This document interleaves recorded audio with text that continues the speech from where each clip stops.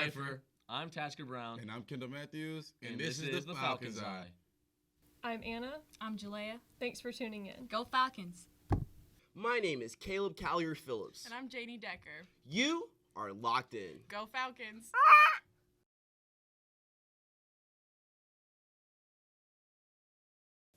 As the spring semester is coming to a close, many students are looking forward to the exciting event of graduation. But how do students get their feet on the stage? Claire Evanson talked to Pfeiffer's registrar office to create the Falcon's Eye Guide to Graduation. Let's go to Claire to take us on the road. Hello, Pfeiffer Falcons. My name is Claire Evanson, and I'm going to be giving you a guide to how to apply for graduation. The first step in your graduation process will be to complete your exit testing. I know of many professors who will allow class time for their seniors to complete this exit testing. However, it is very important that even if you don't get that time in class, to complete this testing. Second, you will need to make an appointment with your advisor and double check that you have met all of your class requirements and Pfeiffer Life requirements and anything else that's needed to graduate. And then once you have had that meeting with your advisor, you will come into your single sign-on platform and go to your My.Pfeiffer. In your My.Pfeiffer account, you're going to come to Student Resources, go to the Registrar's Office, and in the largest box here, you're going to scroll down to Application for Graduation. Here, there's 3 different links, but most of our Meisenheimer students will probably just use this last link for undergraduate. When you come to this form, it'll just ask for some basic information, such as your student ID and double checking how you want your name to be spelled on your diploma. Once you've completed this form, you should be getting an email from the registrar or be contacted in some kind of way. Once you're done with all of that, all you need is your cap and gown, and then you're ready to walk the stage. Thank you, Claire, for helping our students get to the stage. If students have additional questions, contact the registrar, Robin Listerman. Now let's meet some of our graduates. Graduation is right around the corner for seniors. Graduation can be an exciting but scary time. Whether seniors are job searching or applying for graduate school, it can be a stressful time. However, they are beginning a new chapter of their life and have great opportunities waiting for them. We asked seniors about their time at Pfeiffer and what their plans are after graduation. How has Pfeiffer helped prepare you for a career? So for my future career, Pfeiffer has really helped me along with their workshops that they do through as we gain Pfeiffer Life for our purpose and career, and like Caroline Sowers, a couple other students that hold these workshops. They're very helpful. Like, for example, they have LinkedIn workshops, they have resume workshops, and so many other workshops that have just been pure resources. I think another way is just talking and communicating with our professors. They've been such a big help on all my 4 years here at Pfeiffer. I think another thing also would have to be just the overall staff and faculty here at Pfeiffer. Like, if you need anything, they're very accessible. And of course, as you know, Pfeiffer has an open door policy. They've always just been very open to take us in or take any student in whenever they need help with their career. Like myself, if I had a question, I can just go to Dr. Cashman or Dr. Burris or Dr. Caroline Sowers and stuff like that. So yeah.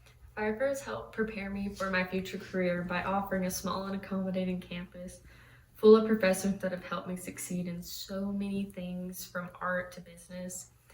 I think having a small student to professor ratio has really helped me and many students tremendously. Pfeiffer has prepared me for my future career by having classes that allow me to experience what the workforce would be like, and by having many opportunities to make connections and allow me to experience what it would be like to do the job that I hope to have after I graduate. What are your plans after graduation? After graduation, I think I plan to go home for a bit and then work and save up some money and then hopefully secure a job within in the communications field, whether it be public relations or journalism. My plans after graduation are to go into marketing and design. So it's kind of a broad spectrum, but yeah, I want to go into furniture design. After I graduate, I hope to work in the broadcasting field and work with a professional sports team. Sounds like our Pfeiffer graduates have a bright future ahead of them. Spring commencement is on May 13th. Congratulations to our graduating seniors.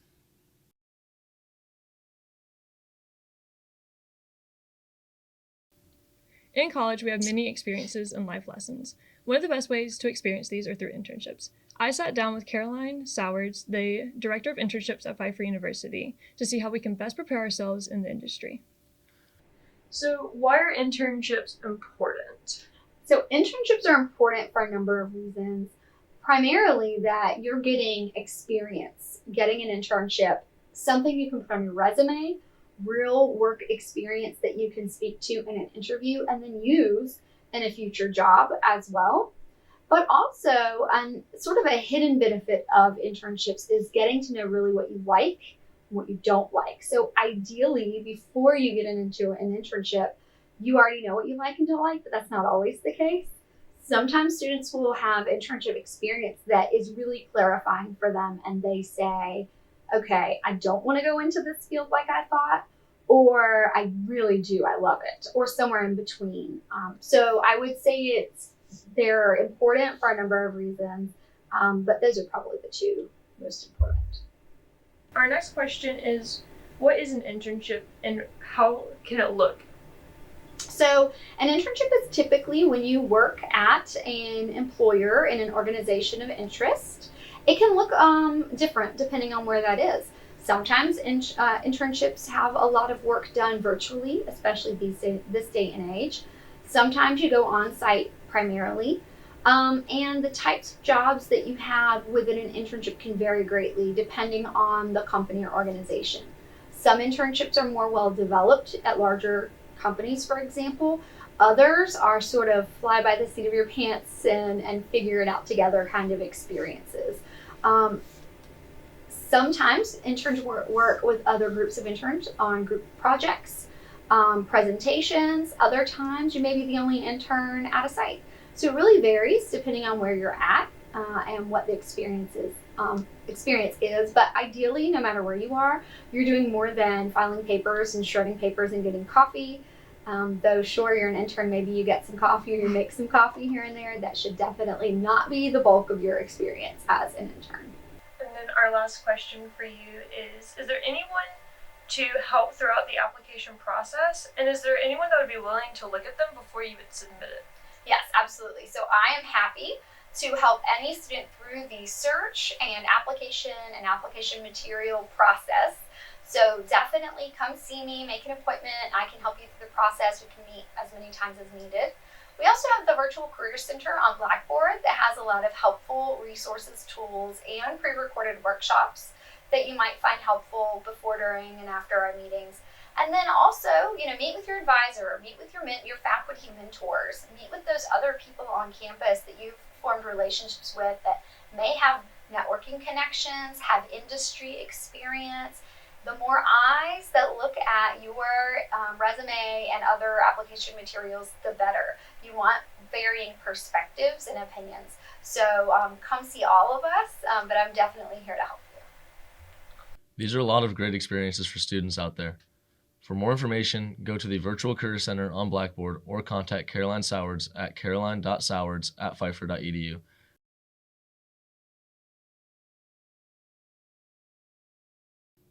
Last semester, Pfeiffer University announced that the university will be transitioning to a 4-day week. Let's check in with one of our reporters, Anna, to learn more about how the university is preparing for the changes next semester. In the upcoming fall, there will be many differences Pfeiffer students might recognize. The major one will be a 4-day week ahead. Classes Monday through Thursday with what they're calling Falcon Fridays coming up ahead. I meet with Dr. Mark McCallum and Reverend Megan Hobbick, who are on the committee to discuss this 4-day week to learn more information about how it will impact our students. So the first question I have is, what is the goal of the 4-day week? So looking at the 4-day week, and Dr.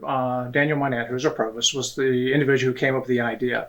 And the thought behind it is that we have a fairly compacted day for students, even when it's a 5-day schedule. We have a lot of student athletes on campus who are very committed to their sports, committed to academics, but trying to do special academic events that people can attend becomes more difficult, because if I've got classes much of the day, I've got my practice in the afternoon, or I've got a game, then it becomes challenging to get to that event that's there. And it limits the types of events that we can do. So one of the things that we're looking at as the 4-day week is to continue the same type of contact hours. We're not shortening the day. We're not changing how many hours that students take in terms of credit hours, but spreading it over 4 days. So essentially Monday, Wednesday looks like Tuesday, Thursday. And it's a traditional schedule that we do now, with the goal of giving individuals Friday available to do things, be part of Pfeiffer Life Credit, to be part of special events. There's a committee on campus that's really looking at what can we bring to campus that makes those Fridays, those Falcon Fridays, an opportunity for students to grow and learn, to participate, maybe help bring events on campus, but make it something in addition to what we're doing in the classroom. So that it becomes a learning experience that's just not straightforward from a faculty member or from a piece of paper on the desktop or whatever, but something that they can engage with and expand what they're able to do. One of the other questions we have for you are, how are the faculty, staff, and students responded to this, and how they had input in it as well? Okay. Initially, when we started the conversation about this in the spring of 21, spring of 22, we had started the conversations looking at it and thinking about how this could actually work. There were some open forums held with students. There were some surveys conducted through students. I think we had over 300 respondents participate in the survey. And overall, people were interested and liked the idea of the 4-day schedule. But again, it's different. So anytime we make a change, it has to move people out of routines that they've gotten accustomed to. It's going to be different from what their experience was the previous year. It always creates the concerns of, for the student athletes, our class is going to be so late that I'm going to be missing practice on a regular basis. Or if I'm a person who needs to work off campus, is it going to be that I can't do my late afternoon job because I can't get there?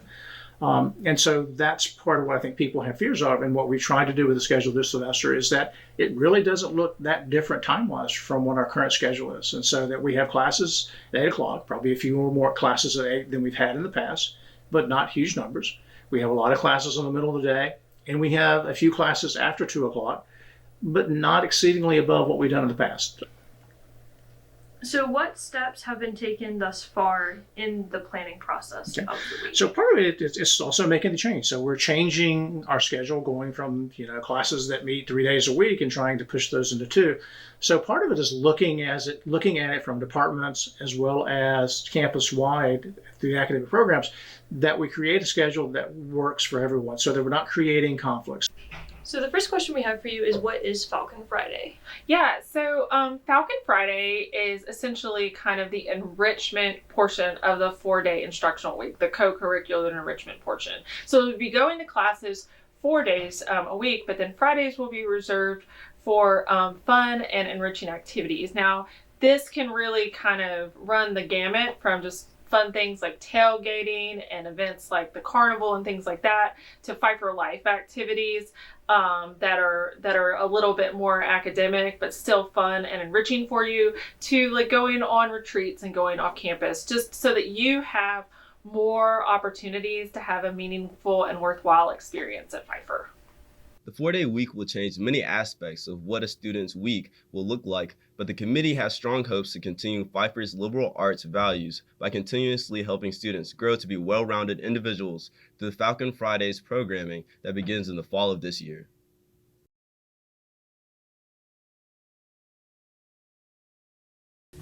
Burrito Taco is a family-owned taco joint located in downtown Concord past the police station. Their grand opening was held in 2021, and they've been known for their authentic style tacos ever since. They recently became a larger attraction due to viral videos on TikTok. Here's Ellen McComb's take on her experience at Burrito Taco. The first time I went to eat there, I wasn't aware of how popular it was. I simply wanted some tacos. I was given a table very quickly despite the large amount of people waiting in line. Once I was sat, the waitress was very attentive and apologized for any wait I may experience due to the amount of people. She then informed me that a series of viral TikTok videos really got them noticed, and the business has been as busy as it was that night ever since. She said many people come in and say, "We found the pink building from TikTok." One of my new favorite restaurants in Concord, North Carolina. You guys have to check out this taco place. Not only are the tacos amazing, but so is all of the other food. 10 out of 10 recommend. This place is all over good. Staff was super friendly and very nice atmosphere. Thank you, Ellie. Their address is 228 Cabarrus Avenue, West Concord, NC. Their tacos run at $5 a piece, and their popular beverages include blood orange, dessert pear, dragon fruit, and spicy mango. For non-alcoholic beverages, they have Mexican Coke and Mexican Sprite. Well, there you have it, folks. Good family, good food, and a good environment. Go to downtown Concord and stop when you see the little pink building. You won't regret it. Tacos! Up next, we have a story on women's lacrosse from Jalea.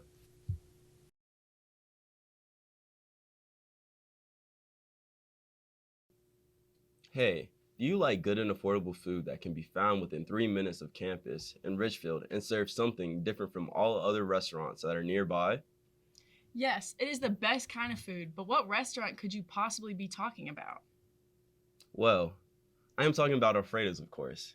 This is a fairly new spot attached to the Sunoco gas station across the street from Bojangles and KFC. Oh, I know what you're talking about. I've heard about Alfredo's, but I've never been there. Is it any good? What kind of food do they have? Well, of course they're good. I'm a huge fan of Alfredo's. Cannot get enough of them. They serve breakfast, lunch, and dinner all day, which includes pancakes, waffles, burgers, and steaks. Everything that you could possibly be craving. Wow, how have I not been there yet? I don't know, but you're missing out. Let us switch over to the reporter who is outside talking to some of our Pfeiffer Falcons about Alfredo's. Go. All right. Today I'm here with some more Pfeiffer Falcons. I'm going to ask them about Alfredo's. All right, how y'all doing today? Good. How are you? Good, okay. Can I ask some questions about Alfredo's? Yeah. Okay. How was your trip to Alfredo's? Good. It was pretty good. It was good. Good. And what would you say your favorite meal is? BLT. Yeah, I've got to say the BLT. Breakfast, their pancakes are good. Okay. And what do y'all have to say about like the establishment as a whole? I think it's nice. It's convenient. It's right there at the gas station. Yeah, it's affordable and it's convenient. I like having a new spot around campus that actually has different food. Okay. Okay. How y'all doing today? And you doing about Alfredo's? Oh, I'm good, but I like Alfredo's. I mean, they got a lot of food. It's the place kind of good. I'll be going to Alfredo's. I'll be getting the sausage and egg biscuit with the strawberry jelly and 2 slices of French toast. All right, what do y'all think about like the establishment, like the building itself? It's kind of small. I mean, it's old timey. It's next to a gas station, so I mean, it's like old timey to me. I think it's pretty cool. In the back of a gas station is convenient. You don't gotta worry about, you feel me, driving too far to get to Alfredo's. It's right down the street. It's only like $3 for a biscuit. $4 for some fresh toast and some pancakes. Nice. What is your favorite meal? Definitely cheesesteak. And sausage, egg, biscuit, and French toast. All right. Appreciate it for your time. All right. Newsroom, back to you. Another fun food review.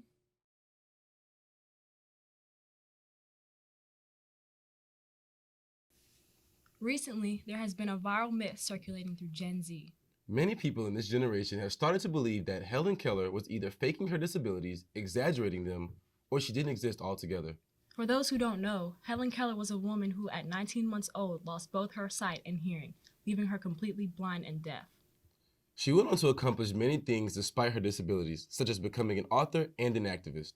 This myth started up because the young people of our generation seem to have a hard time understanding how someone with such big struggles can have such a big impact. A source told us that there is an autographed book signed by Helen Keller herself in the Pfeiffer Library. So we talked to the university's archivist, Jonathan Hutchison. After speaking with Mr. Hutchison, we learned that there are actually deep ties between Helen Keller and G.A. Pfeiffer himself.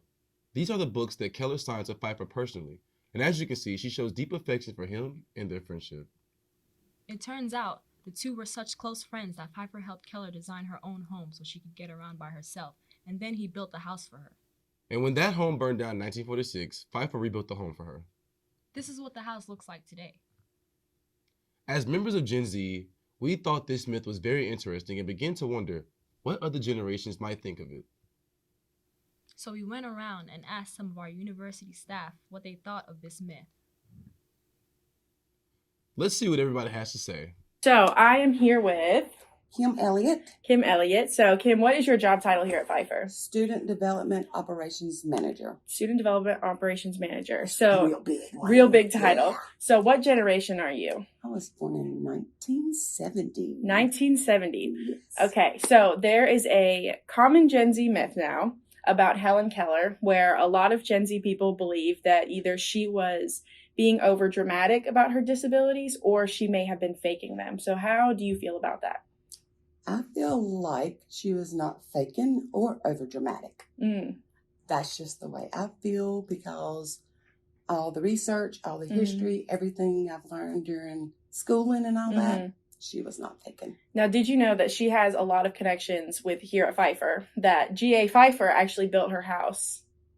Yeah. Seriously? No way. So we actually have 2 books signed by her in the library. Did not know that. Yep. Well, thank you so much, Kim. We really appreciate it. Hi, guys. I'm here with Deborah Burris. Deborah Burris. Now, Dr. Burris, what is your job title here at Pfeiffer? I have about 3 or 4. My first, of course, is Associate Professor of Communication Studies. I also am the Chair of Social and Behavioral Sciences. I direct the general education, and I direct Pfeiffer Journey. Amazing. So, and what generation are you, Dr. Burris? I am a baby boomer. Baby boomer. So, there is a common Gen Z myth going around recently that Helen Keller was either being over dramatic about her disabilities or faking her disabilities. So, how do you feel about that? First of all, that is a really interesting, and I had not heard issue.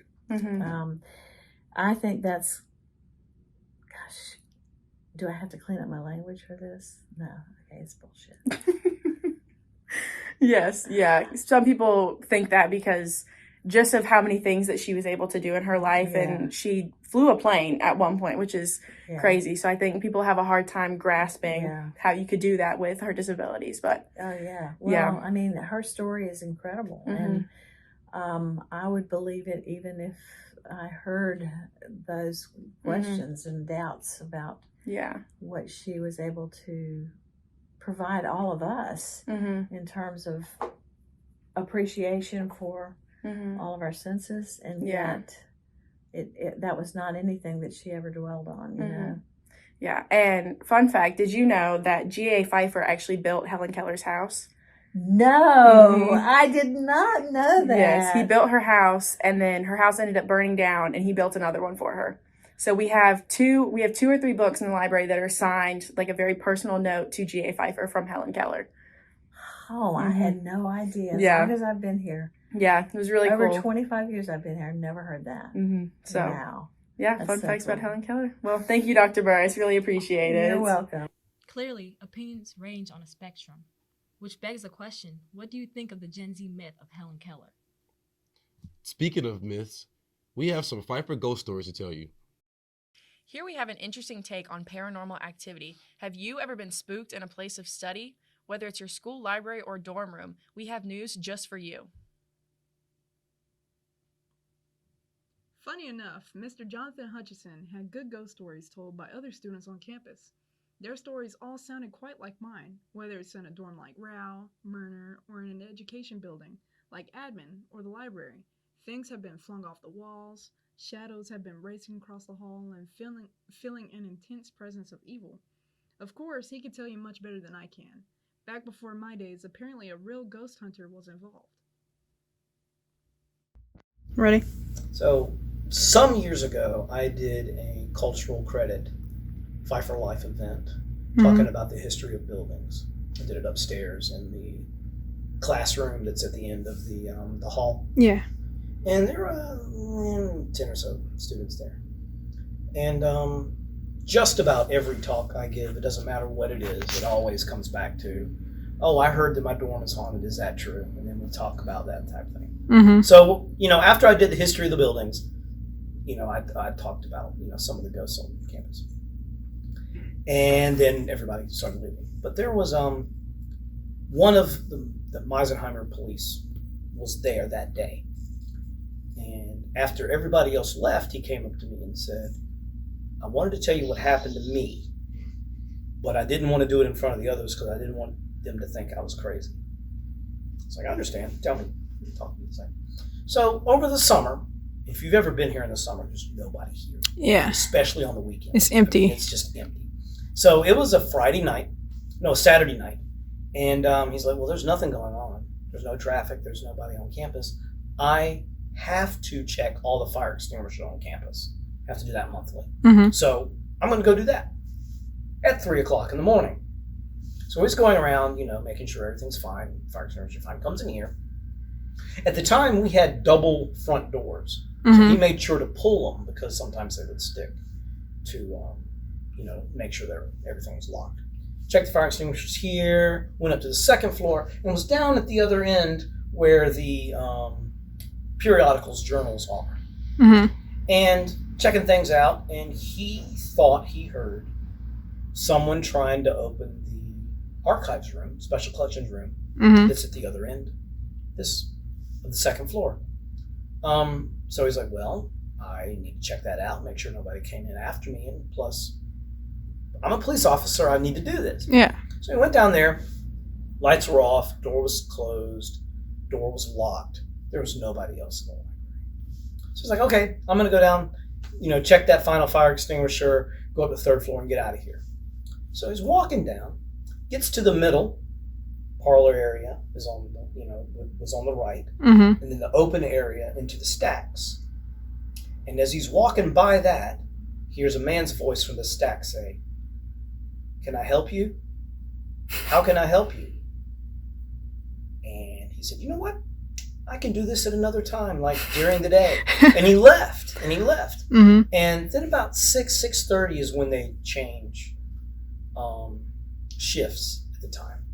And he started talking with some of the other officers, and a lot of them had similar things Mm-hmm. happen to them in here. And there was one that would not tell what happened. They wouldn't talk about They it? wouldn't talk about it. Said, I will not go in that building if I know that I'm going to be the only one in there, day or night.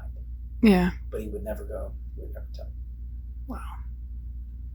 That's crazy. Like, I think when me and my friend were upstairs in that parlor, it was late, like right before y'all closed. Yeah. So that's when the shadow was like racing back and forth in the hallway. Yeah. Wow. There was a student worker.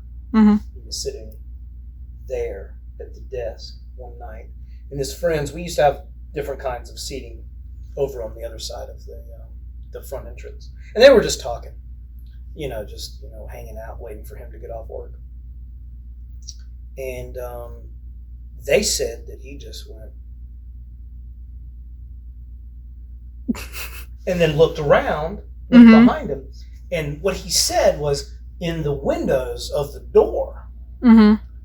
he saw a man in like a checkered blazer type, a suit from 40, 50 years ago, just walking behind him. Oh my And gosh. So he went back to look and didn't find anything, didn't see anybody. He went to go look for it? Yeah. Oh yeah. Wow. He just like disappeared? Yeah. There was nobody. And it was like, and I'm trying to remember how he described it, because you know how you look in a mirror and things are backwards? Mm-hmm. It wasn't backwards. It was like normal. Wow. From the reflection from the mirror, from the windows. Yeah. That's freaky to think about. Yeah. Wow. There you have it, Pfeiffer Falcons. What an amazing look into paranormal activity on campus. All of you better watch out and stay away from the library. Hilarious. Please visit the library for educational purposes. If you have any ghost stories you'd like to share, pop in with Mr. Hutchison. He's absolutely fascinated with things.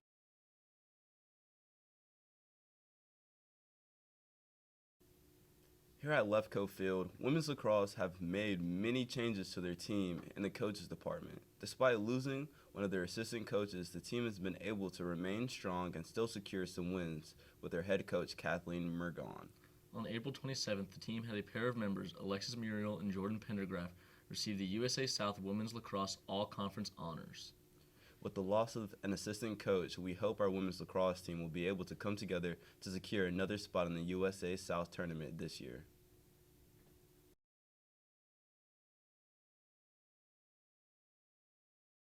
Pfeiffer Student Government Association President Kenise Brown sat down with Ivy Charles to discuss what is coming up with SGA and what we can look forward to. Let's hear what she had to say. Hey everyone, my name is Kenise Brown and I serve as the SJ President for the 2022-2023 academic school year. And I'm going to be talking to you guys about some events SJ has coming up and just fill you in on what's going on. So for events coming up this Friday, February 17th at 10 a.m., we're going to have another alumni panel for Black History Month. So we're going to have some Black male alumni coming in and sharing with students about their experiences while they were here at Pfeiffer. And just some people who supported them and giving advice and just having some great conversation. It's going to be in Crumbly Hall, also known as Jane Freeman 200. And it's open to everybody. They can anyone can come. We had a great turnout at our last alumni panel. Last week, it was a great conversation. So we're hoping this week is going to be just as great, if not better. So we're very excited for that. We also have Town Hall with President Bullard on March 24th at 10 a.m. It will be in the Harris Lecture Hall. All students are welcome to come. That's going to be very exciting. You can ask any questions of President Bullard. He's always great to ask questions to and give answers back to the students. So that'll be a great time to come and voice any concerns or ask any questions that might have gone unanswered. So that's a good time to come out for all students. For our elections coming up, we don't have a set date at the moment, but our elections usually tend to run from the end of March to early April.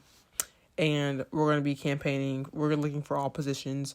So we're going to be looking for 2 sophomore senators, 2 junior senators, 2 senior senators, and of course your executive team, which consists of the president, vice president, and the secretary/treasurer. So if you're interested in running for SGA, be on the lookout for an email, potentially from Paula Morris, about campaigning and candidate elections and all that great stuff. It's going to be a great time. And of course, we don't look for freshman senators until the fall when freshmen come in. So those seats will be open for a couple of months, which is fine. And some ways students can get involved with SGA is voicing their concerns to us. We don't take it as a grain of salt when students come talk to us. We always talk about them in our meetings, and we listen, and we have actually a suggestion box that students can write something down in and pop it in there, and we add to our list and bring it up in our SGA meetings every week. So we try our best to be as engaged and work towards student concerns as best as we can, which helps us a lot to be more active as student leaders in our community. So that's one way that students can get involved, is to come talk to us. We enjoy hearing from you guys and we want to help. So that's very important. I don't think a lot of students know, but our SJ meetings are open to the campus. Like, students can come and sit in on our meetings. They are Fridays at 10 a.m. in Stokes. So, if you ever want to know what's going on, what's happening, what's in the know to know at Pfeiffer, come sit in on an SJ meeting. You can learn a lot, which would be very good. So that's all I have for you guys today. So thank you. Thank you, Kenise, for that insightful information.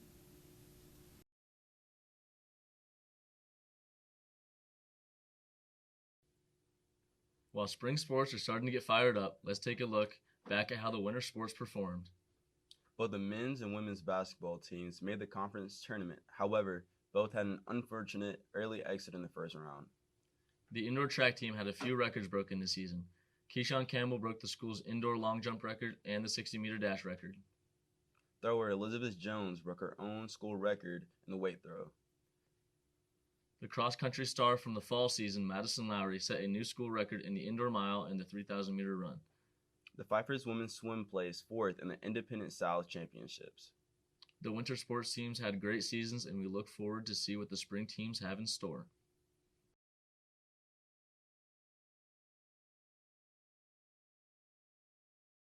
A new year calls for new things for Pfeiffer women's volleyball. Recently, Pfeiffer Athletics decided it was time for a change in the volleyball program, and they have recruited for a new coach as well as seeking to improve the equipment, jerseys, and overall elevate the program. In an interview with Jeff Childress, Pfeiffer's Vice President of Athletics and External Relations, Childress said, "We evaluate everything, and when looking at the program, winning and losing is important, but it's by far not the most important thing. Our roster expectations are important, and Pfeiffer is totally enrollment-driven, so that's a big part of it. We just thought it might be time for a change. We are always trying to move forward and do what we think is best for our players and the university." It's good to know that we have great administration looking out for our student athletes and focusing on what's best for them as well as for our school. Childress also explained that teams will no longer have grad assistants, just assistant coaches. The only grad assistants will be those who are already in that position, and they will continue their role till graduation. On February 7th, the new coach was announced. Her name is Heather Scoe. The players are very excited about the selection, and much stress has been lifted from their shoulders. We can't wait to see what the new coach brings to the women's volleyball program come this fall.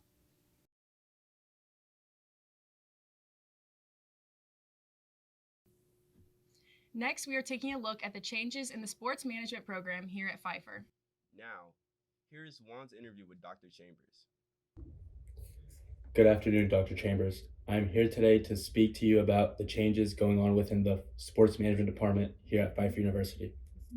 Great. We'd love to talk and share a little bit about what's going on. So thank you for inviting me to be able to share all the good news. And what exactly are the changes happening to the sports management department? Well, we've had quite a few things happen. So over the past year or two, we've been revising some of the curriculum.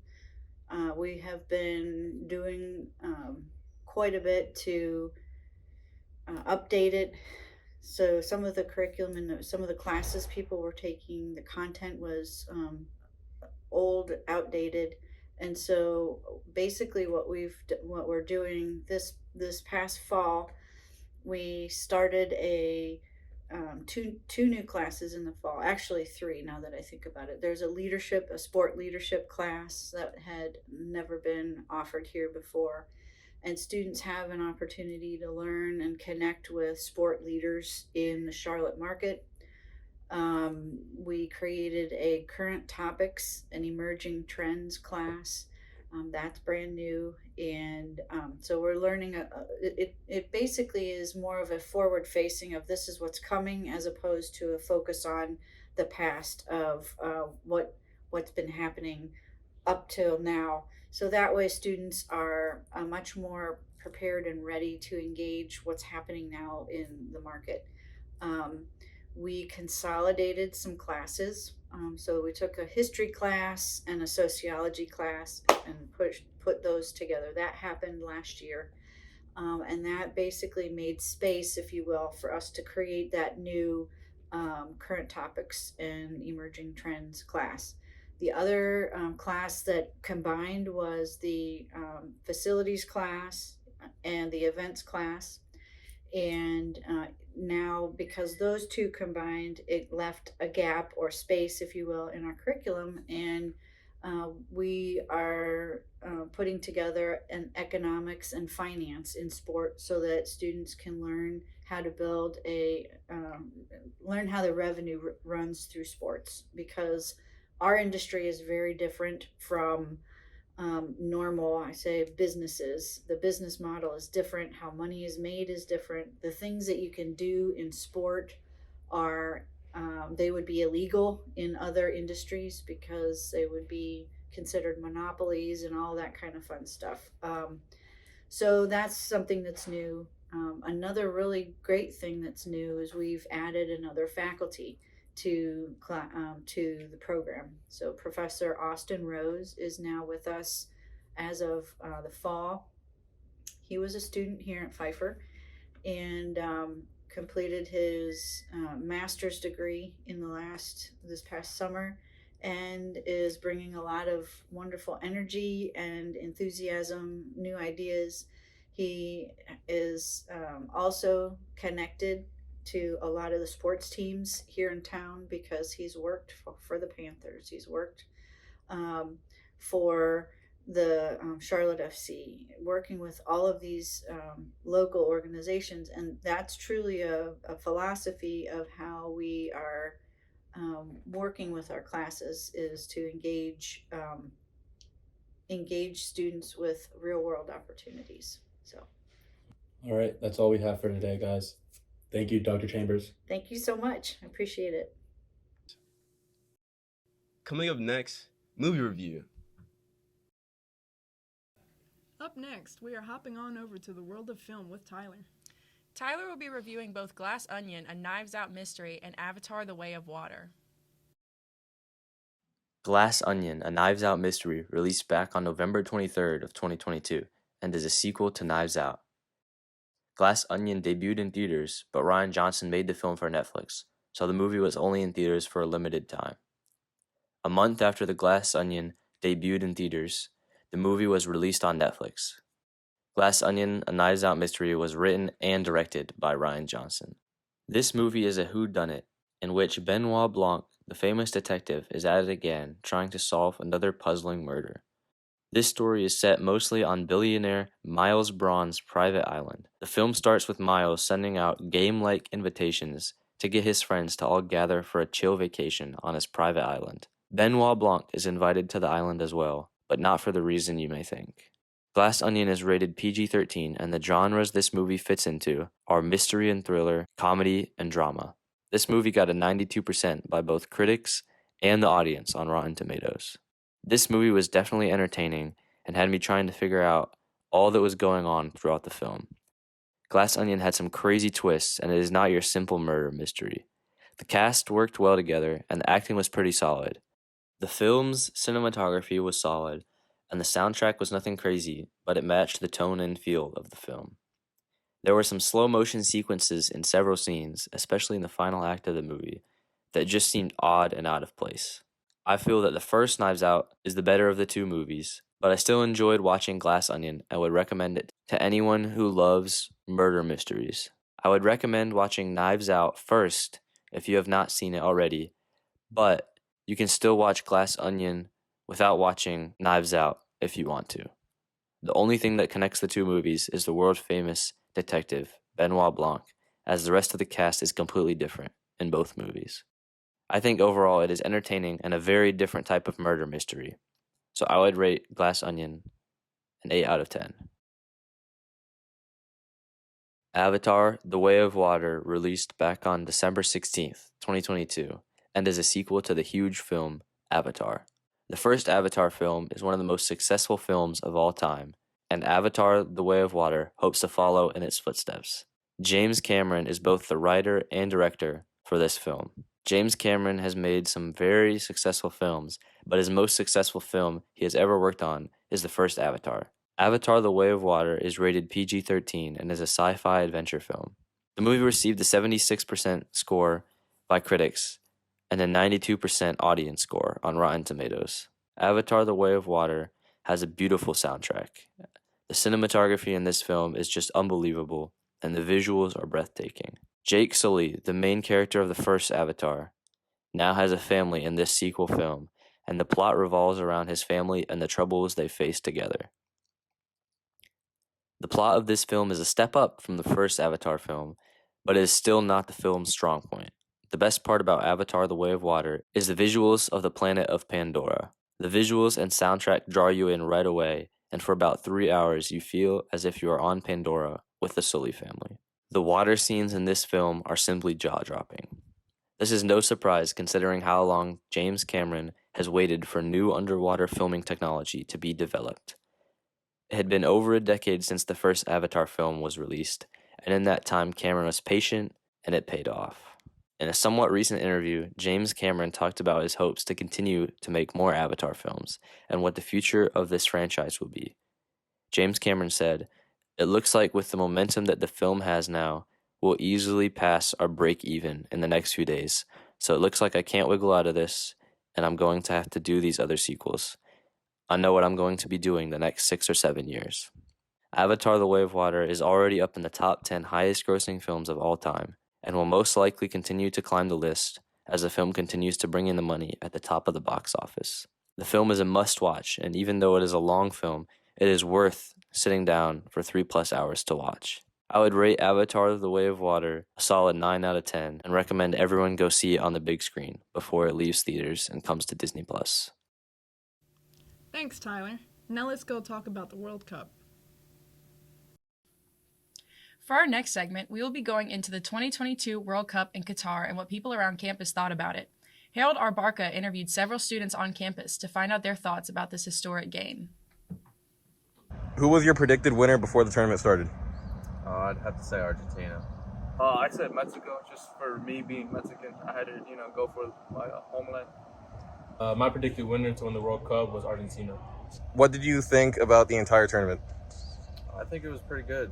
The matches were pretty well played, and great competition all throughout. I thought it was a really cool and fun experience. I personally was not there, but from videos and the games I've watched, it looked really, really joyful. The entire tournament was pretty good. A lot of competitive football, a lot of good teams, and a lot of good goals that were scored. What were your thoughts on the final? Probably one of the best finals I've seen since I started watching the World Cup.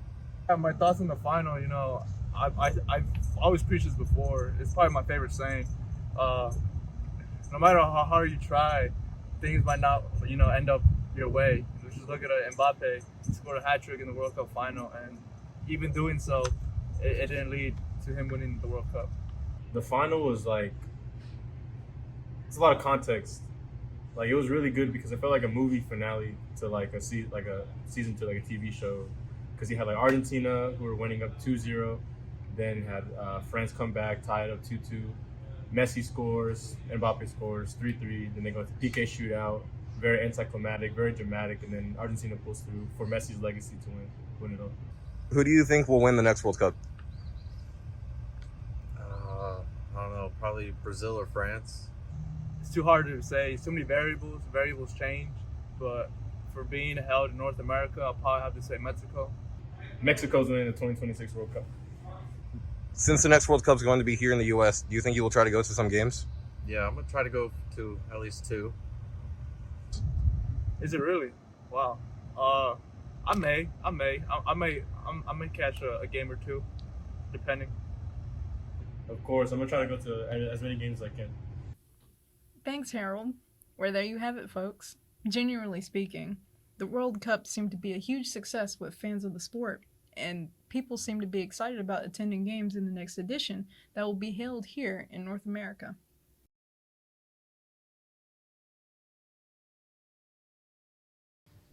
Since the start of spring 2023, Pfeiffer University gained a new residential coordinator, Samuel Robbins. Student Kayla Kellum interviewed him and Ron Lafitte, Pfeiffer's Dean of Students, to gain some insight into who Samuel Robbins is and the goal that he and Ron have for the residency department. Speaking of Ron, as he describes in an interview as an exceptional residential director who likes college students and the college environment, enjoys people and teaching experience outside the classroom, it is about education. Ron described his interview process and explained that there were about 8 to 10 candidates that Samuel Robbins was the best fit regarding his experience. Well, what is Samuel Robbins' former experience, you ask? His experience in residency starts during his own college experience as an RA for all 5 years at Livingstone, which is about 30 minutes away in Salisbury. From there, Mr. Robbins became a residential coordinator at Virginia Union over a freshman building that housed about 200 students, and he was also the assistant volleyball coach. From there, Mr. Robbins became a residential coordinator at Edward Waters University, also known as Edwards College, during his time. 3.5 buildings, 300 students. He took some time away from Salisbury during COVID, was at Livingstone for the last 2 years as a recruiter. That is interesting, that he is also a local in this community. I agree. I also found it interesting what Mr. Robbins says when asked about his thoughts on the current living conditions here at Pfeiffer. I agree. He states that he's only been here a few weeks since January 9th, so he's still adjusting and seeing good and evil, and says there is room for improvement. It's going to be a steady process of figuring out what needs to be done better and what needs to be revamped and what needs to be left alone. It's a process of figuring it out. Student Kayla Kellum asked both Ron and Robbins, what are some of the goals and plans for the residency program over the next few years? Some of the goals Ron discussed were relooking at our whole housing structure, how it is set up and how it works, working with RAs, RDs, perhaps in a different, more proactive way, taking an evaluation of what we have and seeing how we can do it better. The goal is to look at every aspect of it and see how we can make it better, which will take time, he says. Looks like our new resident director is very optimistic about his time here at Pfeiffer and his goals for the upcoming years and the change to come.